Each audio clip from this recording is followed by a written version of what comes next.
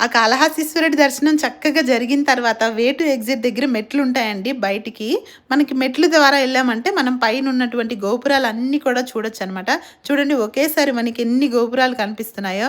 ఆ చల్లగా బ్యూటిఫుల్‌గా ఉంది క్లైమేట్. అక్కడేమో గంటలు ఊగుతూ పైనేమో చిన్నగా గోల్డెన్ కలర్‌లో నందీశ్వరుడు కూర్చోనున్నాడు. ఎంత బావుందో కదా! మొత్తం అన్ని గోపురాలను ఒకేసారి అలా చూడటం. బయటికి వే టు ఎగ్జిట్ అని చెప్పేసి మామూలుగా బయటికి వెళ్ళిపోవచ్చు. అలాగే మెట్ల దారి కూడా ఉంటుంది. ఈసారి ఎప్పుడైనా కాళహస్తికెళ్ళినప్పుడు తప్పకుండా ఆ మెట్ల వైపు అయితే ఎగ్జిట్‌లో వెళ్ళండి. ఈ గోపురాలు చూడాలి అనుకుంటే తప్పకుండా పైకొస్తే మటుకు చాలా బ్యూటిఫుల్‌గా ఎంతో అందంగా ఉంటుందనమాట. దర్శనం అనంతరం మేమైతే ఇంక ప్రసాదం తీసుకుందాం అని వచ్చేసాం. ప్రసాదం కౌంటర్స్ కూడా ఉన్నాయన్నమాట. లడ్డు, వడ, పులిహోర ఇవన్నీ కూడా అమ్ముతున్నారు. ఇంక అంతా కూడా అయిపోయిన తర్వాత ఇంక ఎగ్జిట్‌లో షాపింగ్స్ ఉన్నాయన్నమాట. ఇంట్లో పూజ చేసుకునే వాళ్ళకి చిన్న చిన్న శివలింగాలు, మంచి కలెక్షన్ చాలా బావుందనమాట. పూజ సామాగ్రి అంతా కూడా చాలా బావుంది కదా! నచ్చితే లైక్ చేయండి. మా ఛానల్‌ని కూడా ప్లీజ్ సబ్స్క్రైబ్.